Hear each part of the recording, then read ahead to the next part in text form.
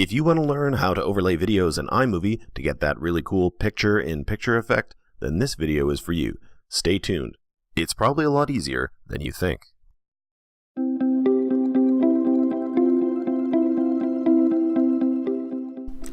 So to make a picture-in-picture video or a video overlay, what you want to do is have some video already in the timeline and then select some video from your library to drag on top of it. So we have this aerial footage here in the timeline, and we also have this video of clouds up here. We're going to take that cloud video, drag it on top of, so above the aerial video, and let go. So we see without us doing anything else, the video just appears over top. So what we need to do is select that clip so that it is yellow around the edges and go up to this button here. And we'll click that. And just down below that button, we should see where it says Cutaway Now, Picture in Picture. We click on that, and there we go. We have the picture-in-picture effect. So we can see now that if we play at the beginning, that video of the sky is playing over top of the video looking down from the sky. So that actually looks pretty good as is. But what if we want to adjust a picture-in-picture clip, something like the position or the size? Well, we can do that by going back up to this button here.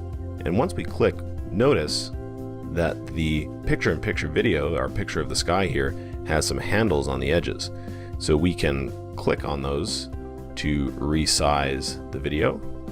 And we can also reposition the video. So we could drag it down to the bottom left or some other location. And notice as you move to, you get these really handy yellow guidelines. So if you wanted it perfectly center on horizontal or vertical or both, you could do that as well. So in addition to position and scale, you'll notice we have the ability to change the effect that is applied when the clip comes in. We'll leave it at dissolve for now, but feel free to play with that. You can also add different kinds of borders as well as a shadow. So now that we've looked at how to add our picture-in-picture as well as how to adjust the settings, so the scale and some of the borders and backgrounds of the picture-in-picture, why don't we look at how we can animate it? So to do that, let's start at the beginning of our picture-in-picture clip. We'll have it play for a few seconds. Then we'll stop the playback by hitting the space bar. And we'll go back up to the settings here for video overlay settings. And we'll look at this little controller here. So when we hit add keyframe, which is this button here, it's going to add a keyframe at this point in the playback. So we're going to add another keyframe just a little bit later, something like that. And at that keyframe, we're going to change the position and scale, so the size of the picture-in-picture. And have a look at what this looks like now. So you can see that we animated that picture-in-picture on our video so that it moved from being in the center and very large to down to the bottom left and a little smaller. Those are some of the basics of picture-in-picture video, but what about overlaying text or a logo? How can you do that in iMovie? Well, luckily, the picture-in-picture feature can be hacked in a way that we can get this feature as well. Let's have a look at how we do that. So we've pulled this BAM logo down off of Google. We're just going to drop that on top.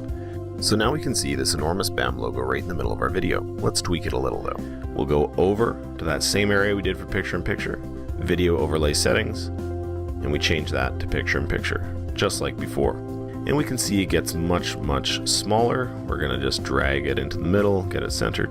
So now that we have that centered, the crop doesn't look quite right. So we can actually click on this little crop button and click fit. And now we should see, there we go, we've got the whole logo now. What we want to do though is extend it a little bit in the timeline, give ourselves a bit more room to play with, and we want this BAM logo to be bigger, so we're going to resize it now. So there we go, now we have that nice big BAM. But we probably don't want it to start so big, we want it to get bigger. So we've already made it the size we want it to be. Let's play with those keyframes again. So again, to do the keyframes, you select the clip, click on this button. You'll have your keyframe option here. Now, before we add the keyframe, we want to make sure our playhead is where we want it, and for the effect we're after here, I want it pretty close to the beginning.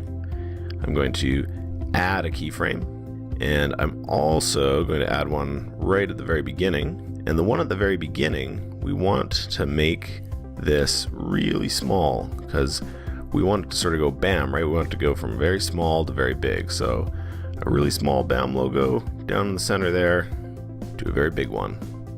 Let's check it out, see if that got the result. Bam! So that's pretty cool.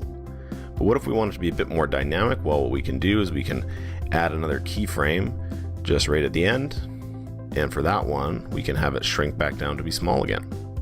Let's have a look at that. So you can see the logo moves a little more smoothly now, almost reminiscent of a Ken Burns effect, and you could of course have it also move directionally down into one of the corners for a logo or something like that. So that's it guys, thanks for tuning in. If you have any comments or questions, make sure to leave them in the comments field below, as well as hitting that big red subscribe button. It really helps us when you do that. Thanks for tuning in, have a great day. Was this video helpful? If so, make sure to subscribe to our YouTube channel. Just click on the subscribe button. Also, for exclusive techniques and offers we only share with email subscribers, head over to getsimple.solutions and sign up for the newsletter. It's free. Comment below if you have any further questions, and thank you for tuning in.